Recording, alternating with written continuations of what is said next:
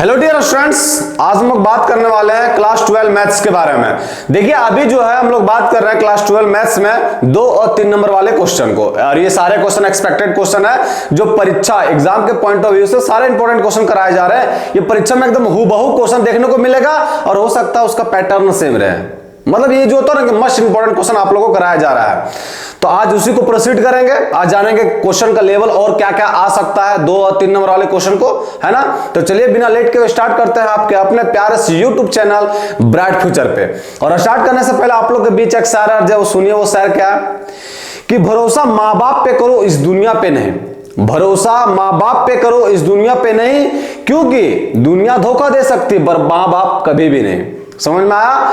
इस दुनिया आपको बेवकूफ बना सकता, धोखा दे सकता, पर माँ बाप आपके साथ हमेशा सही करेगा बाबू। और इस दुनिया में अगर कोई होता है ना कि कोई भी व्यक्ति को ईश्वर से ज्यादा चाहने वाला भी जो कोई व्यक्ति मिलता है ना, वो माँ बाप ही होता है। तो माँ बाप को कभी दुख नहीं डालना है, हमेशा उनको खुश रखना है। समझ में आया? चलिए इसी पॉजिटिविटी के साथ आज की क्लास का शुभारंभ करते हैं। देखते हैं पहले नंबर क्वेश्चन क्या कर रहा है।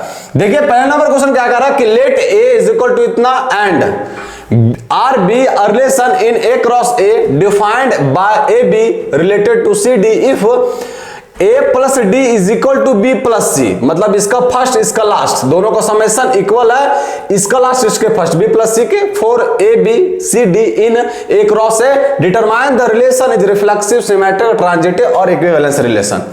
अब देखिए क्वेश्चन को आप लोग को बोर्ड पर दिख गया होगा, तो आप लोग कोशिश कीजिए कि इसको वीडियो को पॉज कीजिए और खुद से ट्राई कीजिए कि क्वेश्चन में बन रहा है या नहीं बन रहा है। बन रहा है तो ठीक है, और नहीं बन रहा तो फिर है ना हम लोग, है ना। चलिए आते हैं क्वेश्चन पे। अब ये क्वेश्चन समझ में आ गया हमको, इसमें इस रिलेशन में चेक करना कि ये रिलेशन आपका किस तरह का रिलेशन है, रिफ्लेक्सिव है, सिमेट्रिक है, ट्रांजिटिव है, या तीनों को मिला दे मतलब तीनों रिलेशन रहा तो वो इक्विवेलेंस रिलेशन बन जाएगा।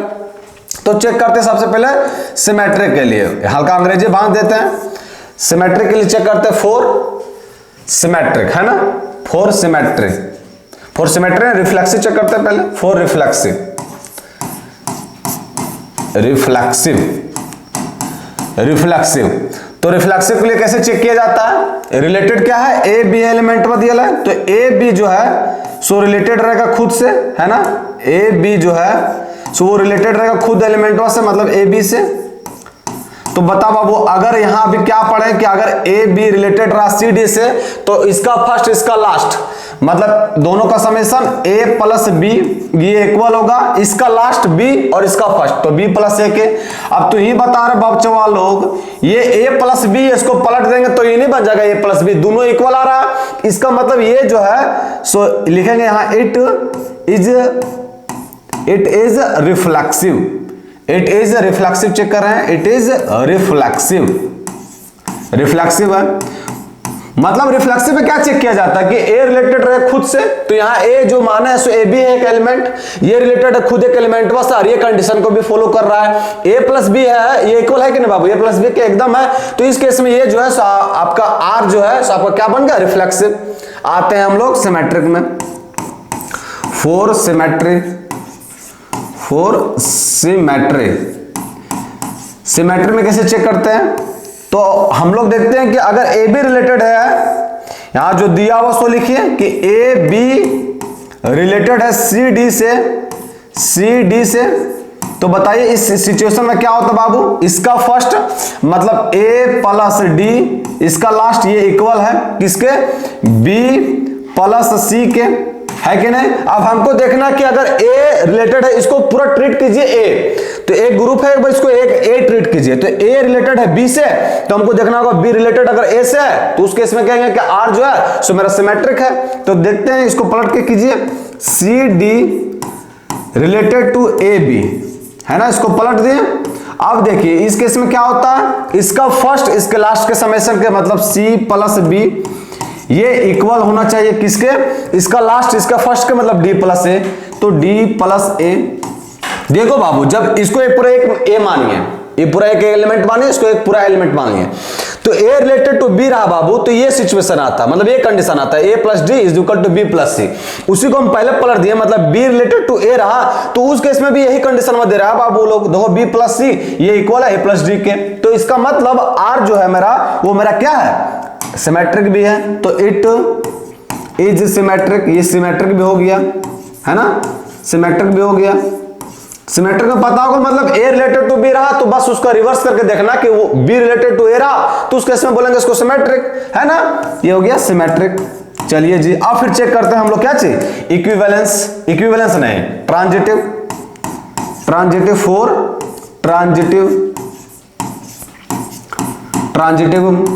अब ट्रांजिटिव में क्या चेक करते हैं, तो ए बी तो दिया हुआ है फोर ट्रांजिटिव, ए बी तो दिया हुआ है मतलब ए बी रिलेटेड है सी डी से, तो इस केस में क्या होता है, इसका फर्स्ट मतलब ए प्लस डी ये इक्वल होता है बी प्लस सी के, है ना, ये तो दिया हुआ है। और अपने मन से आप लोग को मानना है, क्या मानना है, लेट कि इसका सी डी, ये सी डी ये रिलेटेड रहेगा कोई भी मान लीजिए ई एफ, है ना, ई एफ, तो इस केस में क्या होगा, इसका फर्स्ट इसका लास्ट मतलब C F is equal to इसका लास्ट इसका फर्स्ट डी, तो D plus C, D plus C. अब इस दोनों इक्वेशनों को सॉल्व करके आपको क्या निकालना है कि ये एलिमेंट वा रिलेटेड रहेगा ये एलिमेंट वा से, इसको मान लीजिए बाबू ए, तो ए रिलेटेड टू बी है और बी रिलेटेड टू सी है, तो ए रिलेटेड टू सी रहा तो उसके इसमें कहेंगे आर मेरा ट्रांजिटिव है, तो हमको दिखाना कि ये एलिमेंट वा जो इससे रिलेटेड रहेगा इस एलिमेंट वा से, तो इस दोनों इक्वेशनों को सॉल्व कीजिए, क्या कीजिए बाबू, इस दोनों को जोड़ दीजिए, दोनों को जब जोड़ेंगे तो क्या होगा, तो दोनों के जोड़िए तो हो जाएगा ए प्लस डी, ये a प्लस डी प्लस का ये c प्लस एफ ये इक्वल हो जाएगा किसके, तो b प्लस सी और प्लस का d प्लस सी होगा ना, कट रहा कुछ काटिए इसको, d है यहां भी तो यहां भी से कैंसिल आउट हो गया, और कुछ कट रहा c है और c कैंसिल आउट हो गया, मतलब यहां से निकल गया आपका a प्लस एफ जो है ये इक्वल है किसके, b प्लस ई के। अब देखो बाबू ये चीज वो नहीं बन गया, क्या बन गया ये, तो ये बन गया a क्या माने हैं ए बी, तो ए बी रिलेटेड टू क्या होना चाहिए ई एफ, तो ये ई एफ बन गया। देखिए इसी के अगर ऐसा रहा तो क्या होता है, इसका फर्स्ट इसका लास्ट मतलब a प्लस एफ ये इक्वल होता है इसका लास्ट इसके फर्स्ट के b प्लस ये है दिया हुआ है, मतलब इसके थ्रू ये निकालनी है हम ट्रांजिटिव में क्या होता है कि अगर a रिलेटेड टू b रहा और b रिलेटेड टू c रहा, तो अब अगर कैसे ये करने में सक्षम हो गए कि a related to c match कर रहा है मतलब a रिलेटेड टू c है, तो उस केस में कहेंगे ये ट्रांजिटिव है। और देखिए हम लोग यहाँ इसको सॉल्व किया है और ये आगे कि a रिलेटेड टू c है, तो इस केस में मेरा क्या हो गया ट्रांजिटिव। अब बाबू तो रिलेशन में रिफ्लेक्सिव भी है, सिमेट्रिक भी है और ट्रांजिटिव भी है, तो रिलेशन में मेरा क्या बन गया, तो hence R is an equivalence relation, equivalence relation. R मेरा क्या होगा, जब तीनों रिलेशन हो बाबू रिफ्लेक्सिव भी है सिमेट्रिक भी है ट्रांजिटिव भी है, तो रिलेशन मेरा बन गया इक्विवेलेंस रिलेशन। कोई दिक्कत यहां तक, कोई दिक्कत नहीं, एकदम बारीकी से हल्का हल्का सा चेक किए बाबू, मींस आपका अलग अलग करके चेक किए, ट्रांजिटिव चेक किए, सिमेट्रिक चेक किए और रिफ्लेक्सिव चेक किए, सभी केस में देखें कि ये तीनों चीज हो रहा है। तो इस केस में अगर तीनों चीज को कंडीशन को सेटिस्फाई करेगा बाबू, जब वो रिलेशन मतलब कोई भी एक ऐसा रिलेशन जो रिफ्लेक्सिव भी हो सिमेट्रिक भी हो और ट्रांजिटिव भी हो, तो उसको क्या बोलते हैं इक्विवेलेंस रिलेशन है। तो इस केस में चेक किया तो ये क्या निकल गया इक्विवेलेंस रिलेशन। कोई दिक्कत, एकदम कोई दिक्कत नहीं होना चाहिए। चलिए मूव करते हैं हम लोग नेक्स्ट क्वेश्चन में। नेक्स्ट क्वेश्चन में क्या कह रहा है कि solve the equation cos tan inverse x is equal to sin cot inverse 3/4 and find the value of x, x का वैल्यू फाइंड आउट करना है। अब देखिए cos से यहां भी cos आता तो मेरा काम बन जाता, क्योंकि cos से cos इनवर्स ढाई के उड़ जाता। तो क्या कीजिए बाबू, ये cos लिखा हुआ है cos लिखिए और यहां भी जबरदस्ती cos डाल दीजिए cos इनवर्स। अब cos इनवर्स डालेंगे तो ये एंगलवा तो कुछ ना कुछ चेंज करेगा। अब देखिए बाबू यहां x है यहां कुछ नहीं, तो डिनोमिनेटर में 1 है और tan x होता क्या है, तो परपेंडिकुलर बाय बेस यही होता है, तो perpendicular by base. cos inverse क्या होता है, बेस बाय हाइपोटेनस, बेस मेरा 1 है और हाइपोटेनस क्या निकलता है रूट अंडर परपेंडिकुलर का स्क्वायर प्लस का हाइपोटेनस का बेस का स्क्वायर, तो दोनों का स्क्वायर करेंगे बाबू तो क्या होगा x स्क्वायर प्लस का 1 होगा ना, ये हाइपोटेनस निकल गया मेरा। कोई दिक्कत नहीं होना चाहिए यहां तक। इज इक्वल टू फिर होता है साइन और फिर यहां से भी जबरदस्ती आप लिख दीजिए क्या चीज साइन इनवर्स x, क्योंकि लिखना जरूरी है, इसको हटाना है तो साइन इनवर्स लिखे बाबू यहां। तो ये क्या होता है, तो ये होता है आपका base by base by perpendicular. Cot inverse क्या होता है? Base by perpendicular. और साइन क्या होता है? Perpendicular by hypotenuse. परपेंडिकुलर कितना है? 4। और हाइपोटेनस करेंगे बाबू तो क्या होता है? रूट अंडर दोनों का स्क्वायर, तो 4 का स्क्वायर 16 और 3 का स्क्वायर 9, 16 और 9 25, और उसका स्क्वायर रूट निकालेंगे तो क्या होगा? 5। तो ये निकल गया 4/5, है ना। अब देखिए यहां से कॉस इनवर्स खत्म हो गया, तो यहां बचा 1 by root under x square plus का 1 इज इक्वल टू, यहां क्या बचा? तो यहां बच गया 4/5। अब इसको इस साइड लेके चला जाइए, इसको इस साइड लेके क्रॉस मल्टीप्लाई, तो ये हो गया 5 और ये हो गया मेरा 4 root under x square plus का 1। दोनों साइड स्क्वायर कर दीजिए बाबू, एक्स का वैल्यू निकालना है, दोनों साइड स्क्वायर कर दीजिए, तो ये हो गया 25 और ये हो गया आपका 16 और ये गया एक्स स्क्वायर और प्लस का 1, ये हो गया। यहां देखिए ये आपका हो गया, इसको इस साइड लेके आए तो ये हो गया 25/16, इसको इधर लेते जा रहे हैं ना, ये इसको एक्स स्क्वायर के साइड लेते हैं और इज इक्वल टू, देखिएगा समझिएगा, यहाँ 25 को 16 को डिवाइड कर दिया बाबू इससे, तो ये हो गया 25/16, है ना। अब देखिए ये एक्स स्क्वायर, ये तो हो गया एक्स स्क्वायर प्लस का 1 होगा, यहाँ जो है आपका एक्स स्क्वायर प्लस का 1 होगा, ये 1 को इस साइड लेते गए बाबू, है ना। अब इसको सॉल्व करेंगे तो क्या होगा? तो 25 और माइनस का 16 क्या होगा? 9, 16 9 25 होता है, तो 9/16 हो गया। अगर बताओ अब यहां से एक्स का वैल्यू निकालेंगे सिर्फ, तो एक्स का वैल्यू क्या आएगा? तो प्लस माइनस का 3/4, यही ना आएगा, प्लस माइनस 3/4, ये मेरा आंसर हो गया। x का वैल्यू प्लस 3/4 भी आ सकता है और माइनस का 3/4 भी आ सकता है, क्योंकि इसका स्क्वायर रूट निकालेंगे तो 3 आएगा, 4 आएगा। कोई दिक्कत यहां तक? एकदम दिक्कत नहीं होना चाहिए, बस ये फॉर्मूला पता होना चाहिए आपको कैसे कन्वर्ट करते हैं। अब फॉर्मूला भी याद रखने की कोई जरूरत नहीं, इतना तो बेसिक आता ही है आप लोग को कि परपेंडिकुलर कॉस क्या होता है, perpendicular by base by hypotenuse, sine क्या होता है, परपेंडिकुलर बाय हाइपोटेनस, कोट क्या होता है, इतना बेसिक तो पढ़े होंगे बहुत आप लोग, है ना। चलिए ये क्वेश्चन में कोई दिक्कत नहीं होना चाहिए, तो मूव करते हैं किसमें? नेक्स्ट क्वेश्चन में आते हैं। नेक्स्ट क्वेश्चन नंबर 3 में। क्वेश्चन नंबर 3 क्या कर रहा है कि इफ ए बी और सी दिया हुआ है तो हमको फाइंड करना बोल रहा है एक मैट्रिक्स डी, उसका सिचुएशन दे दिया हुआ क्या कि अगर सी डी माइनस का ए बी बराबर है 0 के। अब देखिए इस कंडीशन में ऐसा लिख सकते हैं बाबू, सी डी ये बराबर रहा, ये 0 मैट्रिक्स है बाबू, इसमें ऐड करेंगे कोई एलिमेंट आएगा तो वह मैट्रिक्स आएगा, इसको इस साइड लेते आएंगे तो ये हो गया ए बी के। अब बात को समझो बाबू, ए बी यहाँ क्या दिया हुआ है 2/2 ऑर्डर का और ये भी 2/2 ऑर्डर का है, तो इसका ऑर्डर होगा निकालेंगे ऑल ओवर ए बी का, तो क्या आएगा 2/2 ऑर्डर का। अब ये सब दोनों इक्वल है बाबू, तो ये ऑर्डर जब 2/2 का आएगा तो इसका भी ऑर्डर 2/2 ही रहेगा, तो 2/2 रहने के लिए डी का ऑर्डर क्या रहना चाहिए? 2/2 का। क्यों? क्योंकि सी का ऑर्डर मेरा क्या है? 2/2 का, तो डी का ऑर्डर 2/2 रहा तो भी इसमें ये 2/2 निकलेगा, तो डी को 2/2 रहना चाहिए बाबू। तो मान लिए लेट डी के अंदर जो मैट्रिक्स है उसको मान लिए ए बी सी और डी, है ना बाबू, ये 2/2 ऑर्डर का है ना, एकदम है, कोई दिक्कत नहीं आता तक, एकदम दिक्कत नहीं होना चाहिए कुछ नहीं बाबू। वैल्यू पुट कीजिए, सी कितना दिया है, तो सी दिया हुआ है मेरा 2 5, सी दिया हुआ है 2 5 3 8 3 8, डी कितना माने हैं? A B C D, A B C और डी। फिर ए बी ए क्या दिया हुआ है? तो ए दिया हुआ मेरा 2 3 2 3 माइनस का 1 और 4, और बी क्या दिया हुआ है? तो बी दिया हुआ है मेरा 5 7 और 2 और 4, है ना। कीजिए इसको सॉल्व, इसको इससे मल्टीप्लाई कीजिए बाबू लोग, इसको मल्टीप्लाई करेंगे तो क्या होगा? 2a प्लस का 5b, 2a प्लस का 5b, फिर इसको इससे मल्टीप्लाई कीजिए तो ये हो जाएगा 2c प्लस का 5d, है ना। इसको इससे मल्टीप्लाई कीजिए तो ये हो गया 3a प्लस का 8b, फिर इसको इससे मल्टीप्लाई करेंगे तो क्या होगा? 3c प्लस का 8d, है ना, इज इक्वल टू, ये किसके इक्वल हो जाएगा? इसको मल्टीप्लाई कीजिए तो ये हो जाएगा, देखिए इसको मल्टीप्लाई कर रहे हैं ना, तो ये हो जाएगा 2 दूनी का 2 बचे 10 और 10 में 7 जाएगा कितना बचेगा? 3, तो 3 के इक्वल हो गया। इसको इससे मल्टीप्लाई करेंगे तो 2 दूनी का 4 और में 4 में 4 चलेगा तो कितना बचेगा? 0। इसको इससे मल्टीप्लाई कीजिए तो 3 5 15 और 7 चौके 28, 28 और 5 कितना होता है? 33 और 10 43, ये हो गया आपका 43।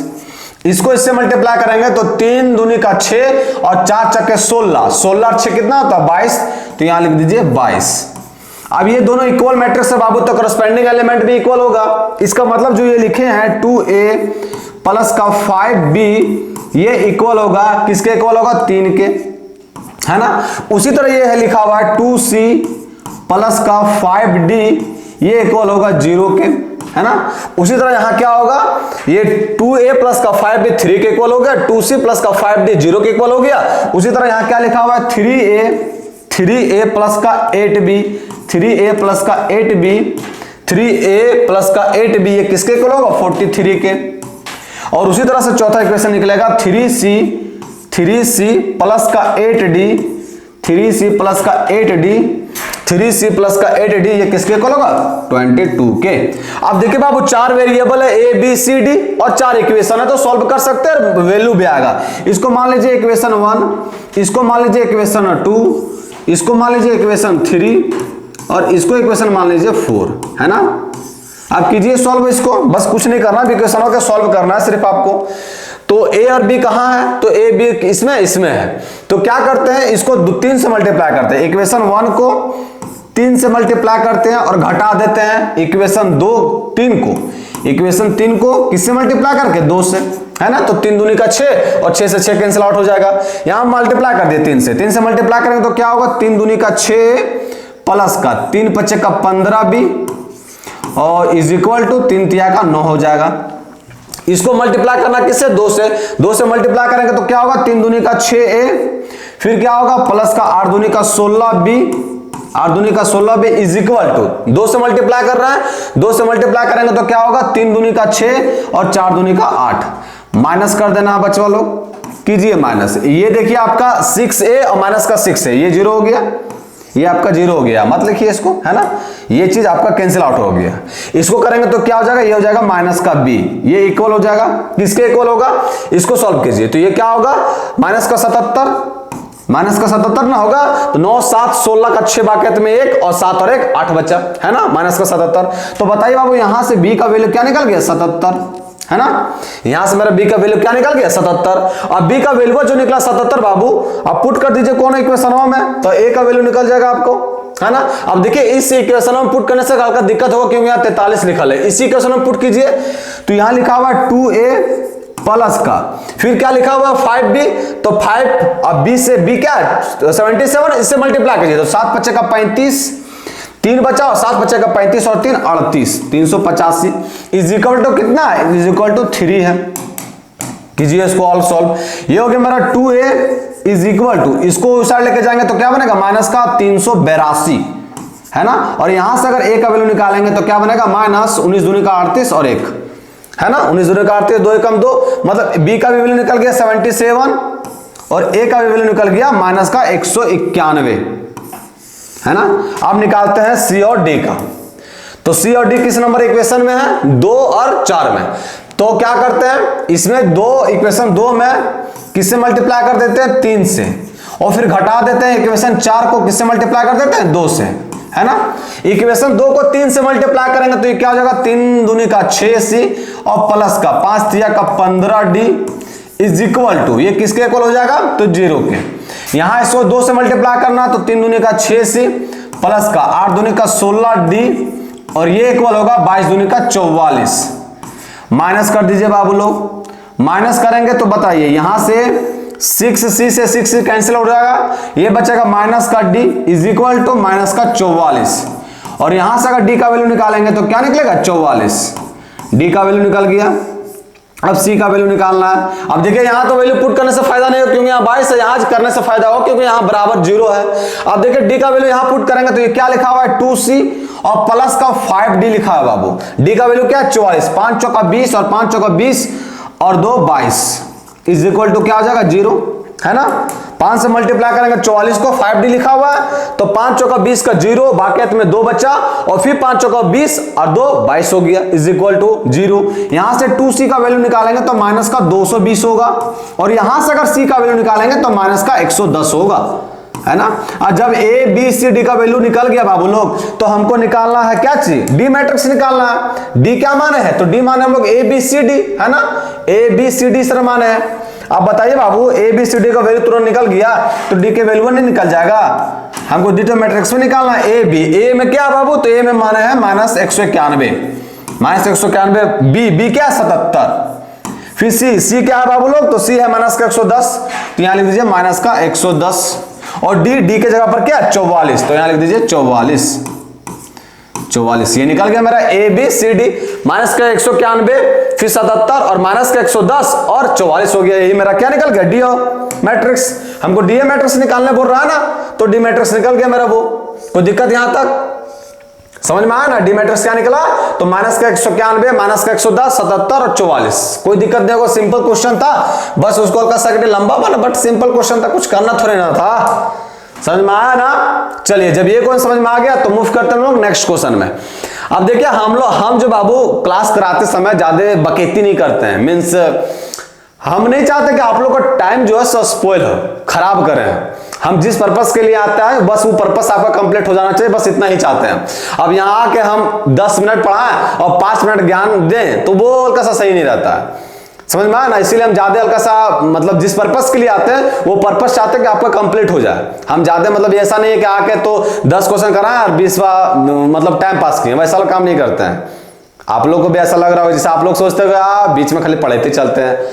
तो एग्जाम भी नजदीक है बाबू, फरवरी में एग्जाम है, नहीं पढ़ाएंगे तो दिक्कत ना हो जाएगा। तो ये 5 नंबर का क्वेश्चन कराना बाकी है, समझ में आया? चलिए देखिए क्वेश्चन क्या कर रहा है कि सो दैट द पॉइंट्स इतना इतना एंड इतना do not lie on a straight line for any value A. क्या कह रहा क्वेश्चन समझिए। क्वेश्चन हम बोल रहा कि ये जो पॉइंट लिखा ना बाबू, ये लाई नहीं करेगा कोई सब एक स्ट्रेट लाइन पे। अब देखो लाइन नहीं करेगा, इसका मतलब कि किसी तरह हम इस पॉइंट से रिलेटेड को एरिया निकाल देते हैं। अगर एरिया कोई भी नंबर रहा बाबू, तो एरिया कोई नंबर रहा, इसका मतलब कि वो स्ट्रेट लाइन नहीं बनाएगा। फिर कैसे नहीं बनाएगा? क्योंकि एरिया निकलता किसका है? क्लोज सरफेस तो ये रहता है ना, एरिया क्लोज सरफेस का ही निकलता है। अब जब क्लोज सरफेस का एरिया निकल गया बाबू लोग आपसे, तो क्लोज सरफेस का एरिया निकल गया, इसका मतलब कि वो स्ट्रेट लाइन में है ही कहां। ये हम 3 को पॉइंट दे लिया, ये मान लेते हैं कि ये वर्टेक्स है किसका? एक ट्रायंगल का। अब जब ट्रायंगल का कोई एरिया कुछ ना कुछ निकलेगा, तो जब कुछ ना कुछ एरिया निकलेगा, इसका मतलब ये प्रॉपर एक ट्रायंगल बनेगा। अब ये प्रॉपर एक ट्रायंगल बनेगा तो इसका स्ट्रेट लाइन पे लाई कर रहा है, नहीं कर रहा है 3 पॉइंट। तो अगर हम किसी तरह इसका एरिया निकालते हैं और निकालने के बाद कोई नंबर आ जाता है, तो हम लोग कहेंगे कि ये पॉइंटवा जो है आपका स्ट्रेट लाइन में लाई नहीं करेगा। और अगर कैसे उसका एरिया 0 आ जाएगा तो उस केस में तो लाई करेगा, है ना? अगर इसका एरिया 0 आ गया तो इसका मतलब है कि ये तीनों पॉइंट जो स्ट्रेट लाइन में लाई करेगा। अब देखते हैं हम लोग क्या आता है इसका एरिया निकाल के, है ना? निकालते क्या बाबू? एरिया ऑफ ट्रायंगल क्यों निकाल रहे हैं पता है ना आप लोग को? अभी बताएं वही इसी के बारे में। तो एरिया ऑफ ट्रायंगल निकालते हैं, एरिया ऑफ ट्रायंगल।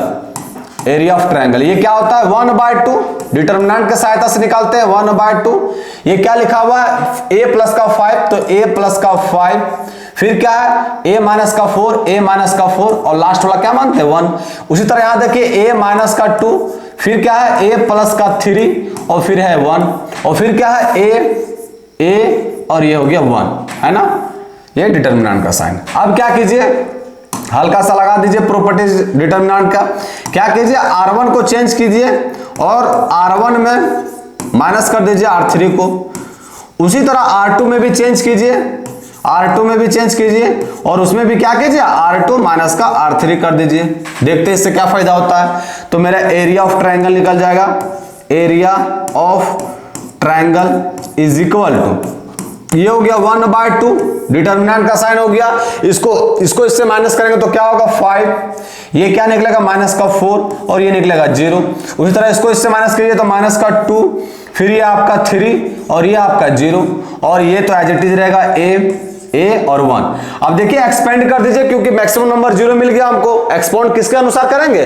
तो किसके अलोंग करेंगे? तो C3 के अलोंग करेंगे, क्योंकि इसमें मैक्सिमम नंबर जो है 0 है। तो ये चीज तो करना नहीं हमको, इसमें करना है। तो ये क्या बन गया बाबू? 1/2 इंटू में ये कॉलम और ये रो डिलीट होगा, तो ये 5 तिया का 15 और माइनस का 4 दूनी का 8 हो जाएगा, है ना? ये माइनस माइनस प्लस हो जाएगा, लेकिन ये माइनस का साइन आता है। तो 15 माइनस का 8 कितना होता है? 7। तो 7/2 आ गया। अब अभी क्या बताएं बाबू कि अगर किसी भी ट्रायंगल का एरिया निकल रहा है, इसका मतलब वो आपका स्ट्रेट लाइन नहीं कर रहा है। ट्रायंगल का एरिया निकलता, एरिया किसको बोलते हैं? क्लोज सरफेस को ही तो बोलते हैं एरिया। अब क्लोज सरफेस को एरिया बोलते हैं, इसका मतलब ये इस तरह का फॉर्मेशन फॉर्मेट करेगा। अब इस तरह का फॉर्मेशन फॉर्मेट करेगा तो आप ही लोग बताइए कि ये स्ट्रेट लाइन है? नहीं है। तो इस केस में जो पॉइंटवा है, यहां क्या लिखेंगे कि चूंकि एरिया इज इक्वल टू 7/2 इसलिए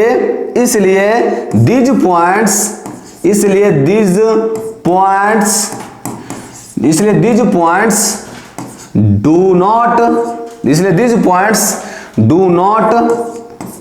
do not lie, वह जो क्वेश्चन निकले do not lie on a straight line लिख दीजिए, on a straight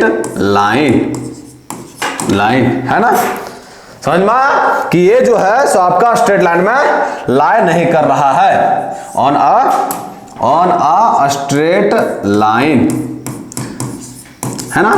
straight line में कब लाई करता है, जब ये आपका एरिया अगर जीरो होता, अगर एरिया जीरो रहता तो ये पॉइंट जो है स्ट्रेट लाइन में लाई करता, लेकिन एरिया निकल के 7/2, तो इस केस में कहेंगे कि ये जो पॉइंट है सो आपका एक स्ट्रेट लाइन नहीं फॉर्मेट करेगा।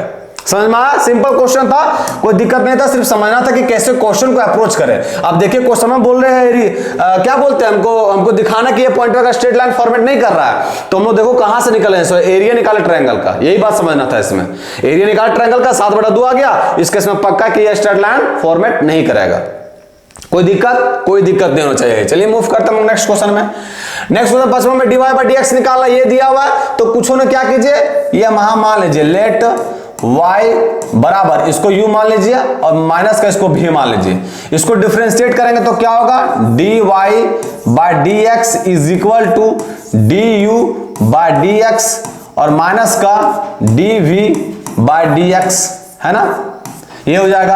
अब देखिए बाबू u को क्या माने हम लोग, तो u को माने हम लोग x के पावर x, यही ना माने, दोनों तरफ ले लीजिए लॉग, दोनों तरफ लॉग ले लेंगे तो ये हो जाएगा log u is equal to x log x, इसको करेंगे डिफरेंशिएट तो क्या हो जाएगा 1/u du/dx is equal to x और प्लस का यहां x log x का क्या होगा 1/x और प्लस का log x और x का क्या होगा 1, ये लिख दिए। यहां से देखिए अगर du/dx निकालते हैं बच्चों लोग तो क्या होता है, तो u उधर चलेगा, u कितना माना है x के पावर x और इनटू में 1 प्लस log x, ये हो गया हमारा du/dx है ना। और उसी तरह भी किसको माने बाबू लोग, तो भी माने हम लोग 2 के पावर sin x को, तो 2 के पावर sin x रखिए, दोनों साइड इसमें भी log लीजिए, तो log भी is equal to sin x log 2 है ना। अब इसको कर दीजिए डिफरेंशिएट, log 2 log x ने log 2, ये हो गया। इसको करेंगे तो क्या होगा 1/v dv/dx is equal to log 2 तो कांस्टेंट है, तो sin x का cos x, log 2 तो कांस्टेंट है, एज इट इज रहेगा। उसी तरह इसको करेंगे फिर dv/dx निकालेंगे, तो dv/dx निकालेंगे तो v जाएगा, v क्या 2 के power sin x cos x और इनटू में log 2 है ना। अब देखिए dv/dx भी निकल गया, du/dx भी निकल गया, पुट कर दीजिए अकरा में, हमको क्या बोल रहा है dy/dx निकालना है, डिफरेंशिएट करने बोल रहा है इस चीज को x के रिस्पेक्ट में, dy/dx du/dx क्या निकला, तो निकला है x के पावर x और इनटू में 1 प्लस log x, फिर माइनस का dv/dx क्या निकला, तो 2 के पावर sin x, फिर है cos x और फिर है आपका log 2 है ना। तो ये आ गया मेरा आंसर, कितना आसान। तो देखिए कुछ ना सिर्फ इसको अलग अलग मानना था, इसको u इसको v माना था, कुछ मान सकते हैं है ना, अलग अलग मान के इसको करना था, ये तुरंत बन जाता। कोई दिक्कत इस क्वेश्चन में, कोई दिक्कत नहीं होना चाहिए। चलिए जब कोई दिक्कत नहीं तो मूव करते हम लोग नेक्स्ट क्वेश्चन में। अब मजा आ रहा है ना, आप लोग कमेंट सेक्शन में जरूर कहिएगा कि yes sir I enjoy this class, समझ में आया, हल्का अंग्रेजी फूक दीजिएगा। देखो क्वेश्चन में क्या कह रहा है कि 3 dice are thrown at the same time, find the probability of getting 3 twos if it is known that the sum of the numbers on the dice was 6। क्या कह रहा है कि 3 डाई को बाबू एक समय में ही थ्रो किया जाता है, 3 डाई को एक समय में थ्रो किया जाता है, तो हमसे पूछ रहा है कि आप प्रोबेबिलिटी निकाल के बताइए कि क्या प्रोबेबिलिटी है कि जो तीनों डाई थ्रो किया ना कि तीनों में 2 ही आए, जबकि ये चीज दिया हुआ, क्या दिया हुआ कि तीनों डायसवा का जो आपका समेशन है बाबू वो 6 के इक्वल होगा। तो क्या मानते हैं हम लोग, यहां 2 इवेंट मानना पड़ेगा, तो लेट ई मान लेते हैं, ई क्या मान लेते हैं, तो ई मान लेते हैं हम, ई इज इक्वल टू ई क्या मान लेते हैं, तो यहां क्या लिखा, find the probability of getting 3 twos, तो यहां मान लेते हैं कि ई जो है सो मेरा गेटिंग 3 twos है है ना, 3 2s, मतलब ई एक इवेंट माने जो उस डैशवा पर जो आएगा नंबर वो 3 को 2 रहना चाहिए, ये मान लिए। एफ क्या मान लिए, तो एफ मान लिए हम, क्या दिया हुआ कि the sum of the numbers on the dash was 6, तो ये मान लीजिए कि the sum of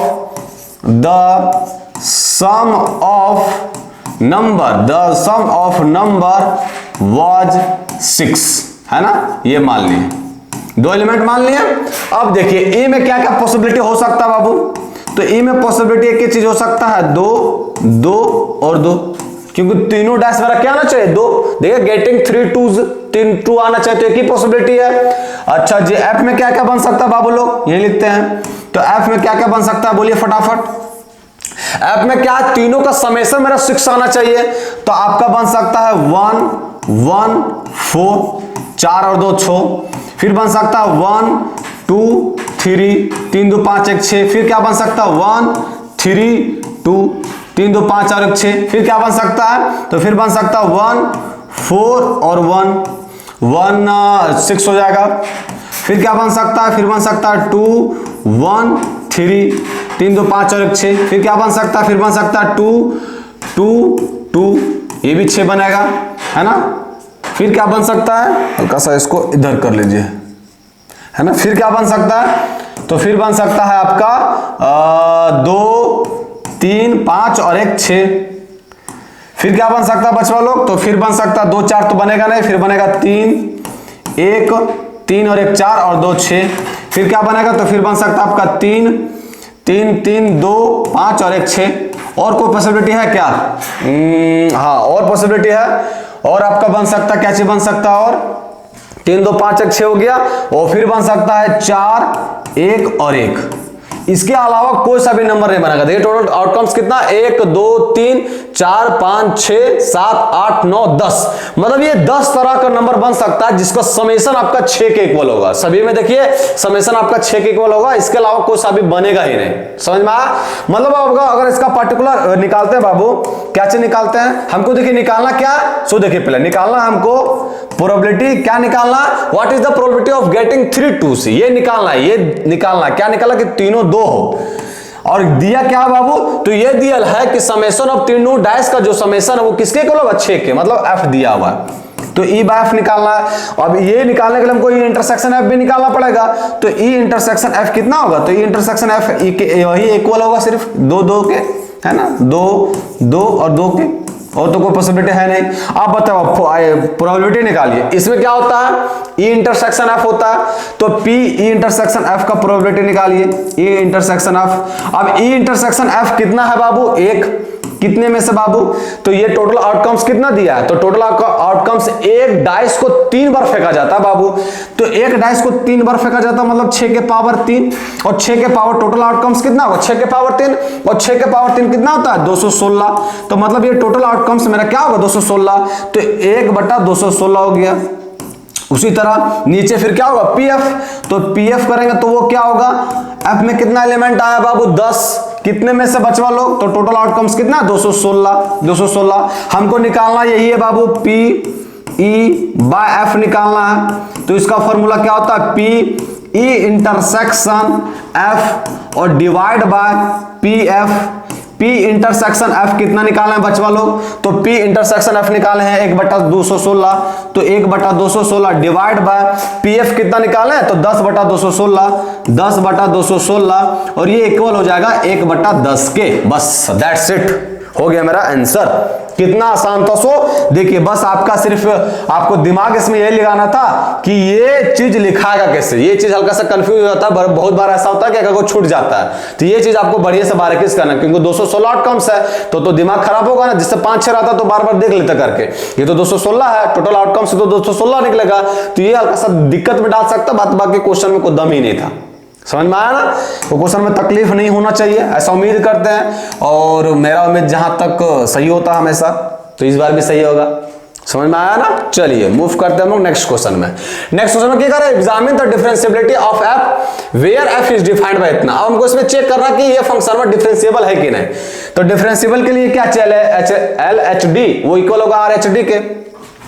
left hand derivative किस पे निकाल रहे हैं बाबू, 2 पे चेक करने बोल रहा है, इज इक्वल टू ये क्या होगा लिमिट, इसको इधर हल्का सा करते जाते हैं ना, इधर RHD लिख देंगे, लेफ्ट हैंड डेरिवेटिव 2 पे ये इक्वल होगा limit h tends to 0 f2 minus का h माइनस का f2 और डिवाइड बाय माइनस का h।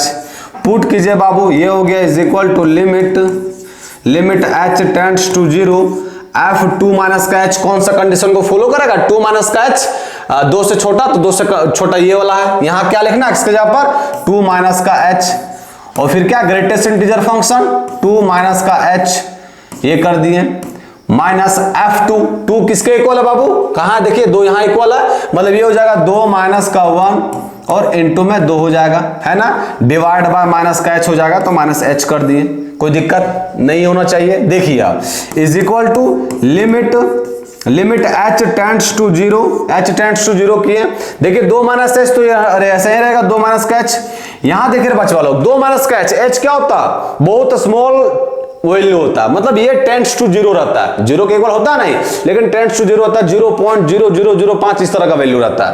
अब देखो बाबू दूसरे अगर कोई सा भी 0.05 वैल्यू भी घटाएंगे तो क्या होगा 1.999 होगा, इसको घटाएंगे, इसमें छोटा वैल्यू अगर h का वैल्यू छोटा रखें और 2 में से घटाएंगे तो 1.99 का समथिंग होगा। अब बताओ 1.99 का समथिंग होगा बाबू तो इसका ग्रेटेस्ट इंटीजर क्या निकलेगा, 1 ही निकलेगा, मतलब इसको सॉल्व करेंगे तो आपका 1 आएगा ना। अब देखिए ये हो गया माइनस का 2 माइनस 1 करेंगे तो क्या होगा 1 को 2 से गुना करेंगे तो 2 हो जाएगा और ये हो गया माइनस का h, है ना। सॉल्व कीजिए इसको सॉल्व करेंगे तो ये हो गया मेरा लिमिट h टेंड्स टू 0, ये क्या हो गया 2 माइनस का h और ये हो गया माइनस का 2 और नीचे क्या हो गया माइनस का h, ये देखिए 2 से 2 कैंसिल आउट हो गया, माइनस h बाय h क्या होगा 1, minus h bye minus h 1 हो गया, ये निकल गया क्या मेरा LHD RHD निकालते हैं, right hand limit RHD right hand differentiable ना, डिफरेंशिएबिलिटी बोलते हैं इसको, ये 2 पर चेक कर रहे हैं तो इसका भी क्या होता है उसी तरह फॉर्मेट जाता है, limit h tends to 0 f2 plus का h माइनस का f2 और डिवाइड बाय h होता है, स्पेस का मैं हल्का सा एडजस्ट कीजिएगा, ये हो गया limit h tends to 0 2 plus h कौन सा कंडीशन को फॉलो करेगा, 2 प्लस h 2 से बड़ी ये है तो ये हो जाएगा, मतलब ये हो जाएगा 2 प्लस का h माइनस का 1 और इनटू में क्या हो जाएगा, इनटू में x है तो ये हो जाएगा 2 प्लस का h, फिर माइनस का f2 बोला बाबू तो माइनस का f2 कौन सा कंडीशन को फॉलो करेगा, ये लिखा हुआ है 2 माइनस का 1 और इनटू में 2 डिवाइड बाय 2 माइनस का 1 इनटू में 2 डिवाइड बाय क्या h, ये देखिए 2 प्लस h माइनस का 1, 2 में एक जगह क्या बचेगा 1, तो यहाँ limit h tends to 0 solve कीजिए इसको फटाफट बाबू, यहाँ क्या बचेगा